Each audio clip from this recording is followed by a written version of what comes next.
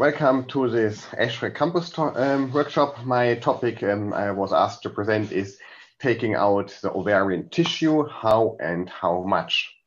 Actually, I thought this is a simple topic, but it is not simple. To take the tissue out is simple, but to decide how much should be taken out is not simple at all. And this presentation gave me the fantastic chance to reflect what I actually did, and I adapted my own attitudes a little bit. So let's see why I'm saying this. First of all, nothing to declare. This is the agenda. We will talk about the techniques of tissue removal, very simple procedure. And then all the other topics are about how much should be taken out. First of all, techniques to remove the tissue. Where there are two options. We can either take out the whole ovary. This nice picture is from Paris. It is very simple. You just use a stapler or whatsoever. However, no electrocoagulation or not very close to the ovary, the electrocoagulation to not destroy the tissue. Here they use the stapler, which works very easy and nice to take a whole ovary out. If you want to take only 50% of one ovary out, you can do it as I have shown here. That's the way we do it. That's the way how Fertility Protect does it. What we do is we grasp the cortex here with the sharp instrument. We grasp the cortex. Then we use very sharp scissors and we just cut off 50% of the ovarian cortex. Once we are in the middle of the ovary, we re-grasp the ovary. We take it here to the tip of the tissue, and then we finalize the procedure, as you can see here. Okay, and then there's a very important steps which is followed, because when you can see, of course, there is some bleeding, as you can see here, and as more bleeding there is, as more coagulation you might need, as more harm you do to the ovary. So what we do when we took 50% of the cortex off, we just let the ovary drop, because it's only mild bleeding. We just leave it inside the abdomen. We take the tissue out, take our time. It can take a few minutes, don't worry. Take the tissue out, and then you start flushing the abdomen, check everything. And then after a few minutes, you grasp the remaining ovary again. You grasp only once here at the corner, only this little tiny edge which you grasp, not to traumatize the tissue. And then it has been taken 5 minutes for the body to stop, let's say 50% of the bleedings. And if you have only 50% of the bleedings left, it means you have less to coagulate. So the surface needs to be coagulated, but very carefully. We do it with a bipolar diathermy. So we place it on this area where there is some bleeding. We really identify the bleedings, and then we coagulate very, very careful. You have to be careful with coagulation here inside in the middle of the ovary, because the vessels are coming from here. And if you coagulate a large vessel in the middle of the ovary, you might lose substantial amounts of ovarian tissue. So taking out 50% of an ovary is not difficult, but you can make tremendous mistakes. If you coagulate too much, you destroy the tissue which is still in there. So don't coagulate too much. Take your time. There is not much bleeding. Okay, so this is a procedure of taking out the tissue. Here I had prepared a video. The video doesn't work, but it doesn't really matter. It just shows you how you can use these sharp scissors to get off this cap of the ovary. So the next topic is already about how much tissue needs to be taken out, or how much tissue should be taken out, or what is the harm of taking out tissue. I think that's the first very essential question. And what we want to present here is what is the effect of tissue loss on the onset of menopause. We have two studies published in 2012 and 2014, and both studies are telling us exactly the same. If a unilateral oophorectomy was done, so one ovary is missing, this is associated with an increased risk of premature ovarian failure and earlier menopause. And both studies are exactly saying the same. The menopause starts 1 year earlier. So in a normal setting, A normal woman, no cancer, nothing at all, it's probably not it doesn't matter that much to take one ovary out. It doesn't matter that much, yes, because I mean, menopause is more than just the last bleeding, because the premenopausal system and time with this transition with all these symptoms start much earlier if you take one ovary out, but still it's only 1 year. However, what we do not know, because we're talking in the context of cancer, or we're talking about in the context of fertility preservation, we do not know what is the effect of unilateral oophorectomy on the onset of menopause after gonadotoxic therapy. We have no idea. And we have no idea what is the effect of unilateral semi-oophorectomy. So we take 50% of an ovary out. Unilateral semi-oophorectomy of taking 50% of the ovary out on the onset of menopause. We just don't know. Yes. So that is something, it's kind of a black box, and we don't know if it's better not to take that much out regarding the onset of menopause or not. We just don't know. Well, the question is, does it matter how much tissue we leave? And the next question will be, does it matter how much tissue we freeze? So it's all about leaving and freezing. Let's see if it matters, or if it does matter how much tissue we leave. We have to look at it from 4 perspectives. We have a psychological perspective, we have a safety perspective, we have an endocrinological perspective, and we have a fertility perspective. So from the point of view of the woman who wants to leave her ovaries, we have 4 perspectives to look at. Let's look at the first 2 perspectives, the psychological one and the safety one. Well, the question is, does it psychologically matter to take a whole ovary out or only to take 50% of the ovarian tissue out? Does this make a difference? To be honest, we have no studies, we just don't know. And to be honest, I have no feeling if it matters for the woman or it does not matter for the woman. So I turn it around and I ask you, what would you think? Does it matter to be semi-castrated, to lose one gonad, or still to have both gonads, one is smaller than the other? I have no idea what you think. Of course, it's always better to have more gonadal tissue, but of course it also means if you have more gonadal tissue, you have less in your freezer. So there is a psychological perspective where we don't know how much it matters. There's also a safety perspective. Let's look at this.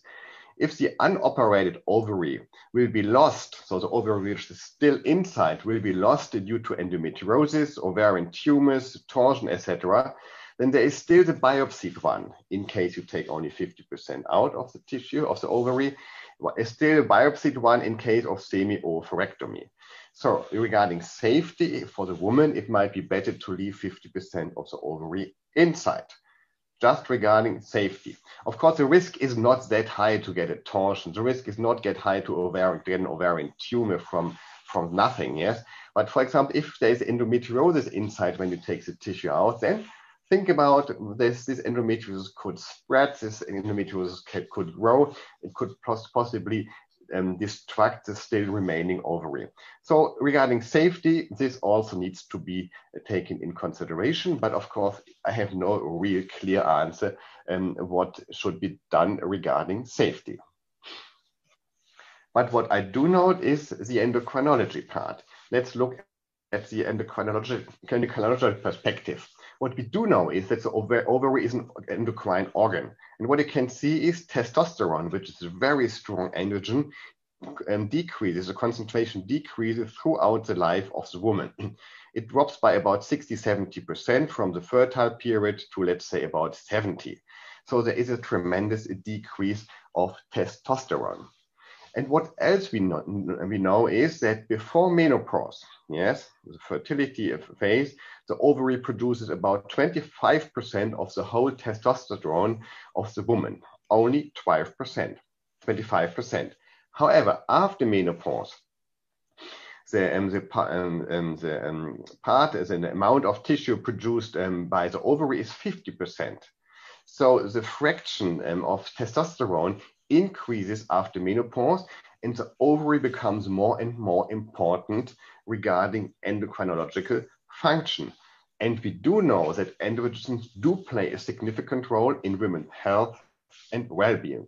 So from the endocrinological perspective, it certainly makes a difference whether you have only one ovary left or you have 1.5 ovaries left.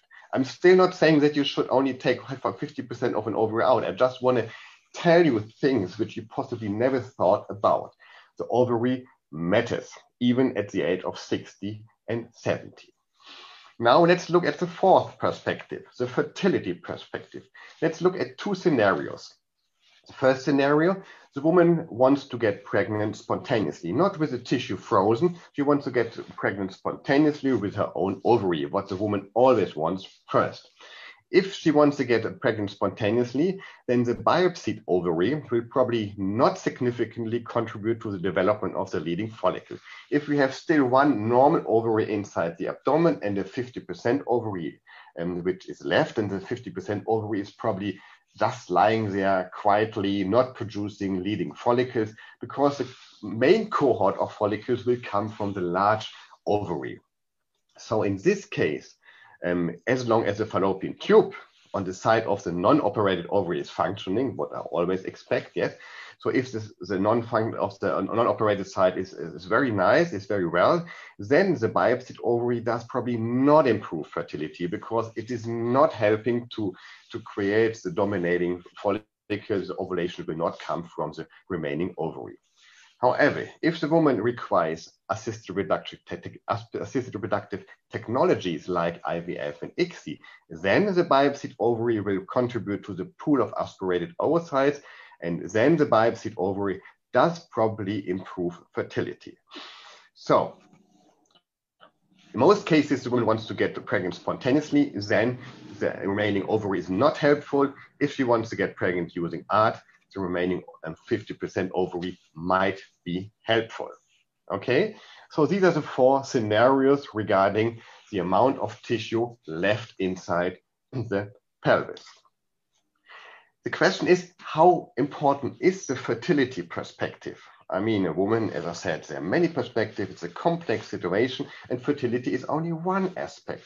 What I did here, we provided in the book we published, we collected the studies, we looked at different studies and checked in how many women tissue was actually thought up to be transplanted. And only 3% of cases, 3% of those who froze tissue, the tissue was used for transplantation.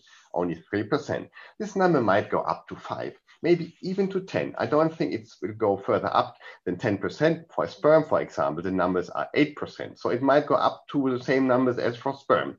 But let's say it's 5%. It means in 5% of women, the women will have a benefit of having had frozen a tremendous amount of tissue, a high amount of tissue, a whole ovary possibly. But in 95%, the women will have advantages if she still has more tissue or as much tissue as possible inside her abdomen because the tissue is just not needed. The next question, as I said, it's about leaving or freezing. Does it matter how much tissue we freeze? Of course, it somehow matters. Yes, if you have more tissue to transplant, it does matter. You can have a probably higher chance. That's what we expect. But here we have only one perspective, only the fertility perspective. First of all, let's look at success numbers.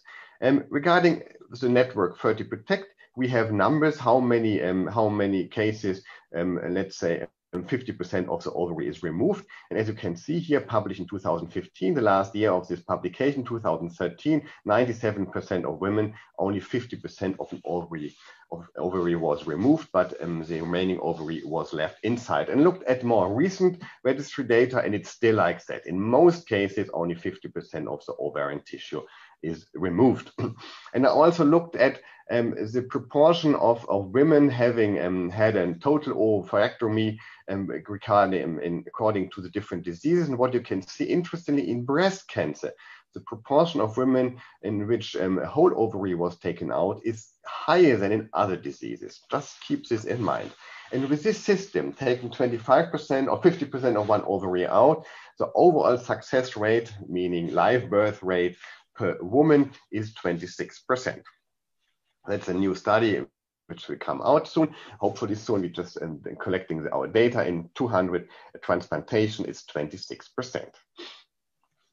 We have two large data series around regarding success rates. The first one is the one on the top from Shapira et al. And this is a group in which they tried to collect the data from 3 centers which they thought they are very successful to show how successful the whole thing can be. And indeed, they found this live birth rate of 40%, 41%, with rather young women. There's another paper coming out soon. It's in Press by Dolmans in fertility and sterility. And here the success rate is 26%, but the women are a little bit older. So the success rate of transplantation of tissue is about 30 to 40%. What we should not forget is that freezing of oocytes and transferring these embryos, the success rate is in women younger than 35, as the other two studies which I showed you, and these ones, the women were also quite young, is about 40%. So regarding the evidence now, we have a little bit higher success rate if you freeze oocyte.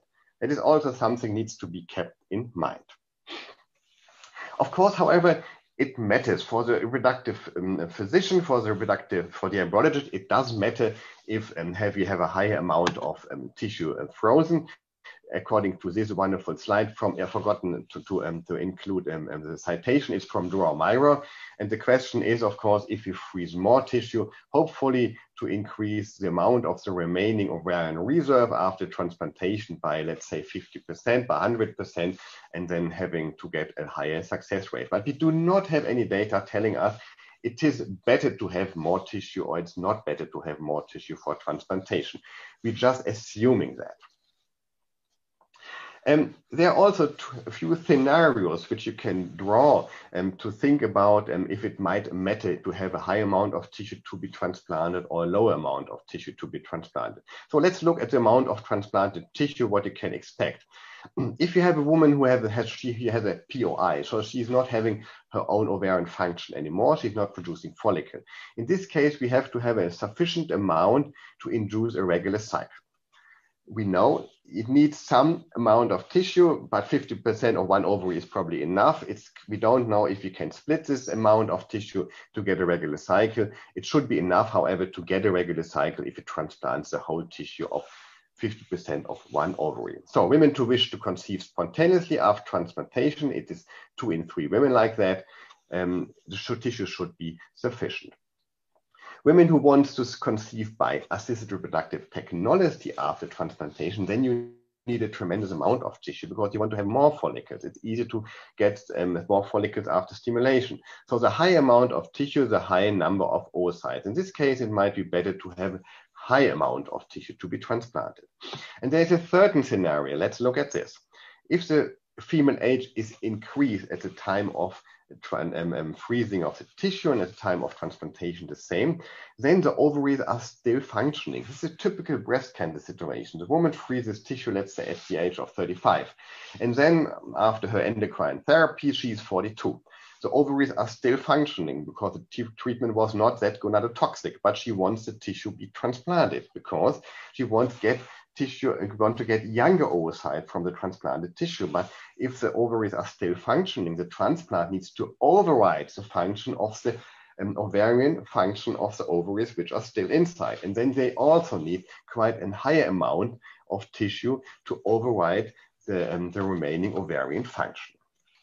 So also keep this in mind. So let's come to the last point. Should, following all these thoughts which I presented to you, should the amount of tissue depend on the clinical situation? I tried to draw a conclusion, yes, regarding the amount of tissue to be transplanted, to be frozen, and regarding the clinical situation. First of all, of course, I just want to insert this. The main topic is always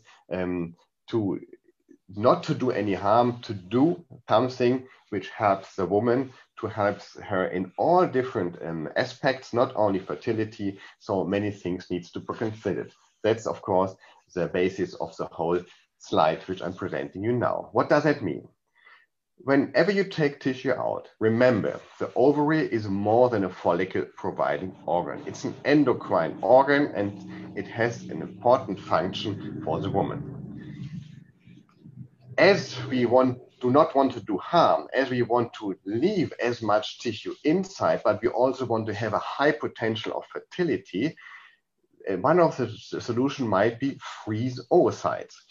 If you have enough time, so if possible, go for ovarian stimulation and freeze oocytes. First of all, you can leave tissue inside the pelvis, and the second is the success rate seems to be a little bit higher.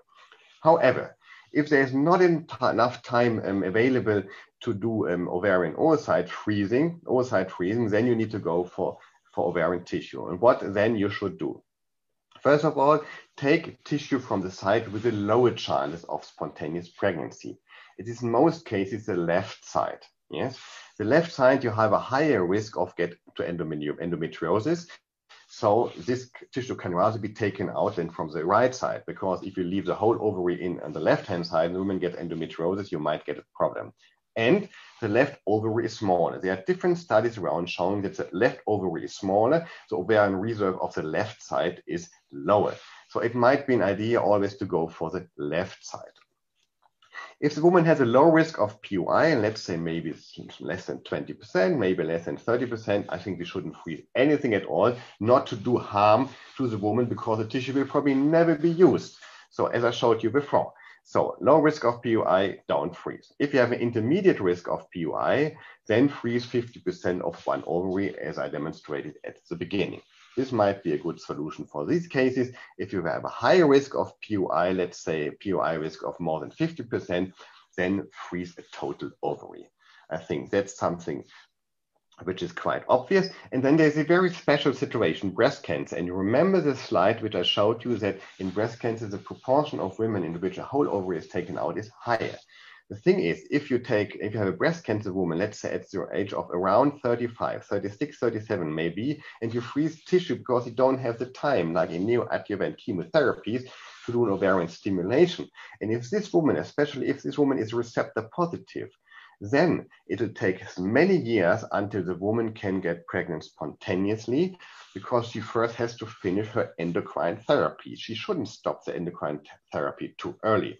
And this means that she will be about 41, 42 years of age. And in these cases, you need a sufficient amount of tissue for the transplantation to override the remaining function of her ovaries, which are still working. So, dear colleagues, I created this suggestion how to go on regarding the amount of tissue to remove. I think there's no solution to say take one ovary out. There's no solution to take 50% of an ovary out. I think we should possibly adapt the amount of tissue to be frozen to the clinical situation. And as I showed you a few slides, so I just want to show you the book from which is taken. So this is a practical fertility preservation book, which you can use for all these kinds of fertility preservation techniques. Thank you very much.